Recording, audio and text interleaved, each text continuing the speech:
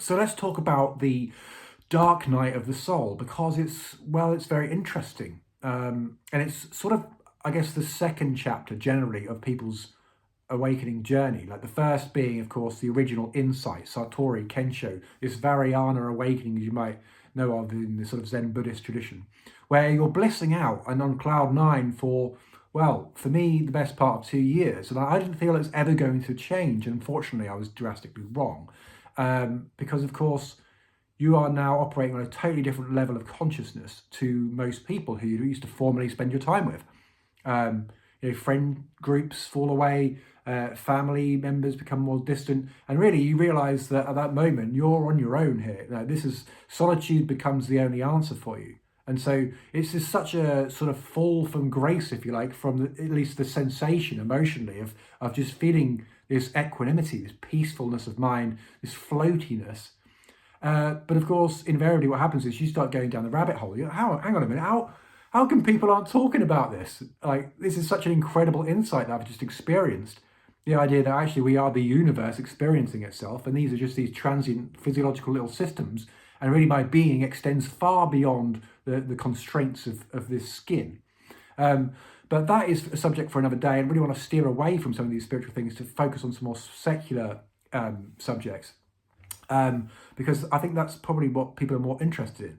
But unfortunately, what happens is, like I say, as you shift in consciousness, you become what Martin Heidegger, a German philosopher, called Das Ein. So we have Das Ein and Das Man. This is like two states of consciousness that humanity is typically occupying in. And unfortunately, perhaps, is mostly the former. So Das Man is sort of like the unawakened soul.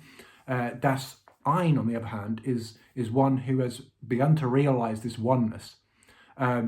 And that comes, it's sort of a double-edged sword. Is it a blessing or is it a curse? There's definitely a price to pay.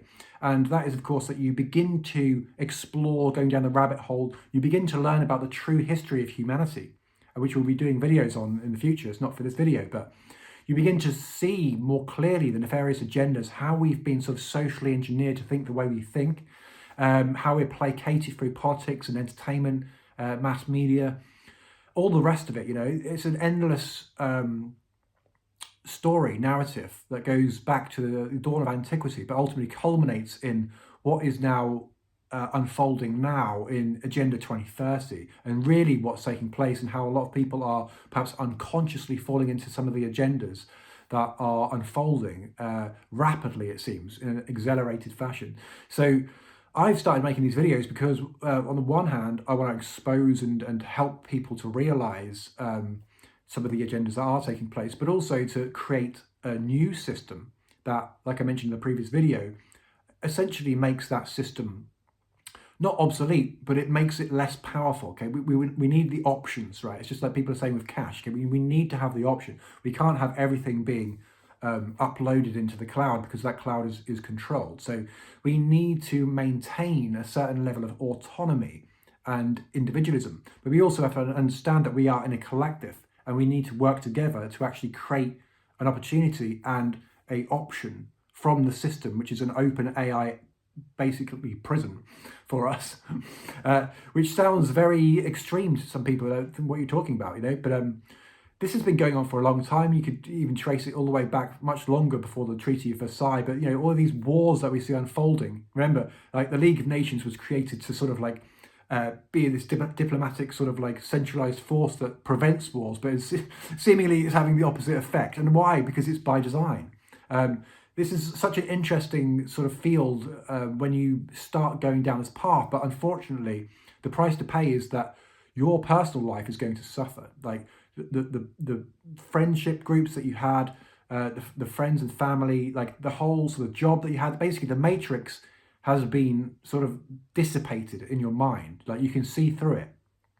And now what happens is you have to find a new tribe, but that's quite tricky, especially with events of 2020 and 2021. And generally the way society is now unfolding is that it's more and more increasingly virtual. People are at home, and it's just not the same sort of level of community that I feel like we've experienced in the past, and I feel like we're all craving at some point. And increasingly for people who are on the spiritual journey, it becomes such a path of solitude where it feels like you have to remain defiant in a very tricky world, to sort of keep your head up and keep going day by day, because it's, we're all wired for connection, aren't we? We're wired for social interactions, and they are few and far between that come in a sort of meaningful way.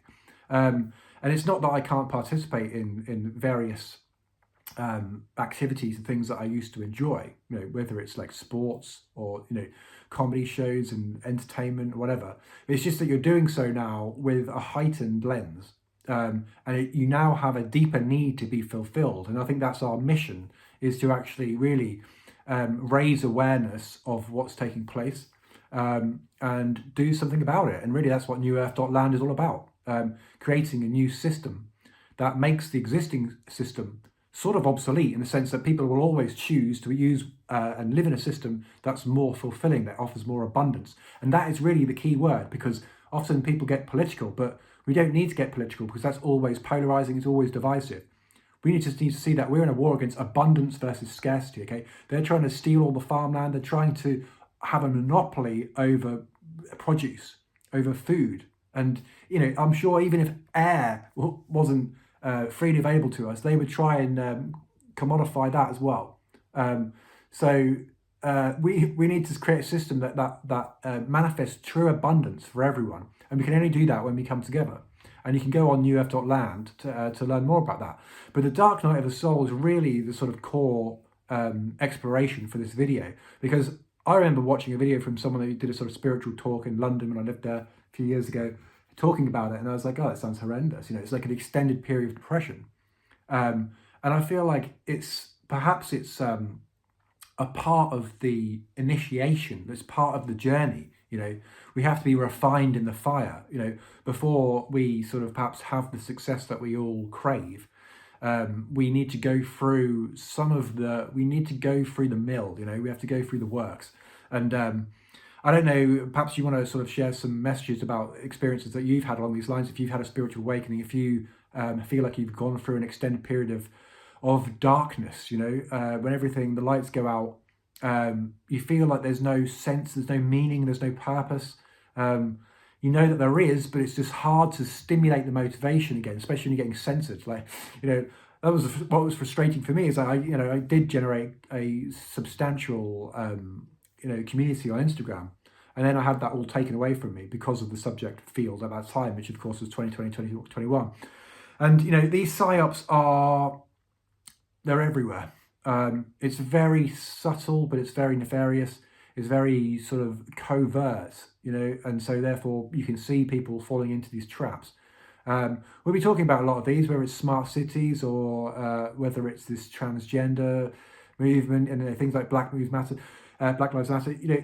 All these things sound all rosy on the surface, and people, tend to, generally the sort of the woke mindset is that, just allowance, just allow things to be. Why, like often people on the truth community, I feel like are getting sort of pigeonholed into this sort of rather right-wing perspective, when actually it's like, hang on, we're just trying to balance things out, and expose some of the agendas behind it.